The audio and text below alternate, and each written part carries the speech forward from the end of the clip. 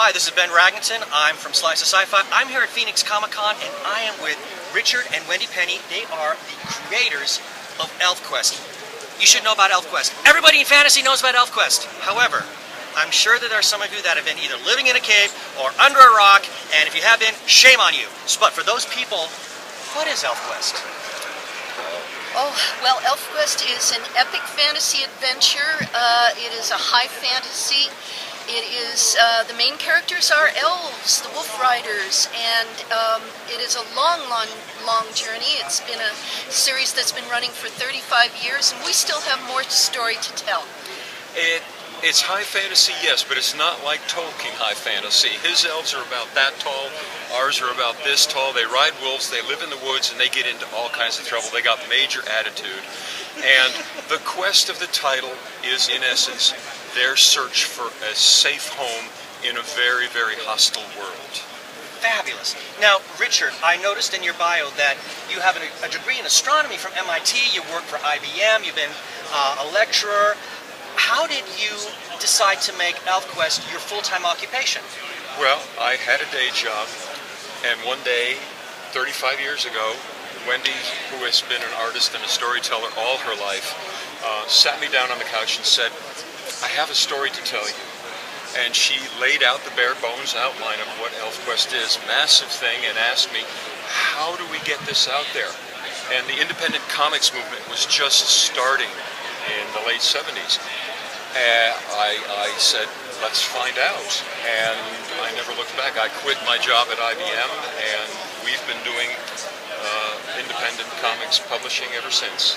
Fantastic. Now, Wendy, clearly you have a deep love for fantasy. Yes. How were you able to tap into that? I mean, what was the creative genesis for making or come up with ElfQuest? Well, my love for fantasy all my life has been about the metaphor of fantasy and the fact that you can make a lot of comments on life and the world conditions through fantasy, and that's my favorite thing to do as a storyteller. Fantastic. Now, I understand there's something very exciting going on with ElfQuest, something to do with Dark Horse Comics? Absolutely. We've published ElfQuest ourselves a long time, but we've never had a problem partnering with other companies if the relationship was mutual. In the mid-'80s, Marvel reprinted the original Quest. We got newsstand distribution from them. We worked with DC Comics, and literally just a month ago we signed an agreement with Dark Horse Comics. We've known them for a long time. They've known about us for a long time, and they are going to both bring out our existing books, get them back into print, and even more exciting than that, they're going to release the newest installment in the ongoing ElfQuest saga called Final Quest.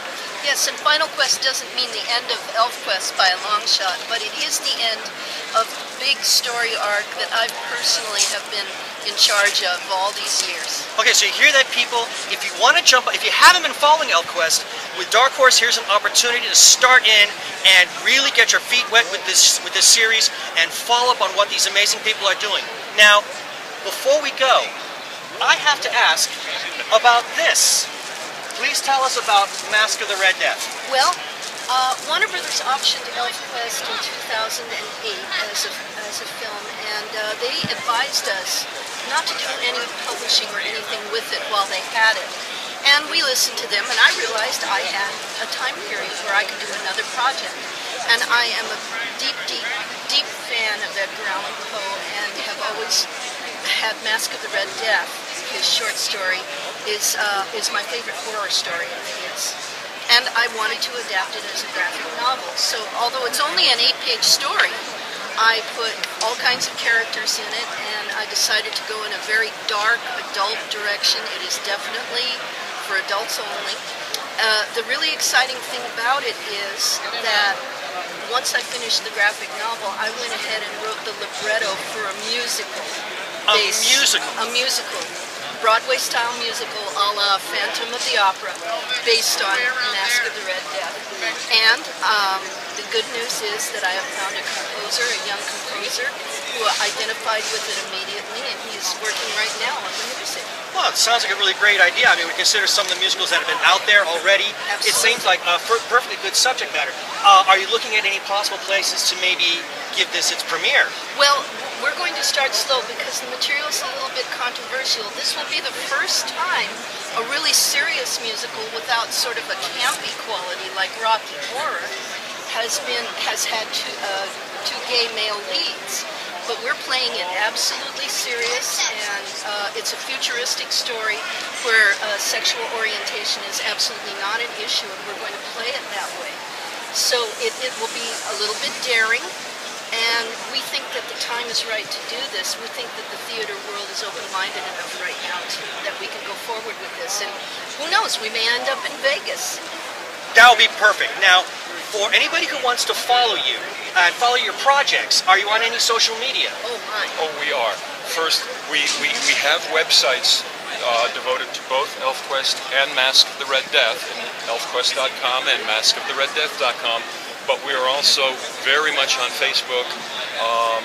We have our own pages, and ElfQuest and Mask have their Facebook pages as well. So if you go to any one of those places, that's where we make our announcements, that's where we show our stuff, and that's where you can follow us. That's great, people. So if you want to be able to follow on the projects that they're working on, that's where to go. I would highly recommend it. You two are just awesome. ElfQuest is awesome. Mask of the Red Death, I have a suspicion this is going to be awesome. I can't thank you enough. Both of you are just tremendous people, and I'm so excited for what you're doing. So thank you very much. So anyway, so from Phoenix Comicon, this has been Raggington with Slice of Sci-Fi saying, keep on slicing.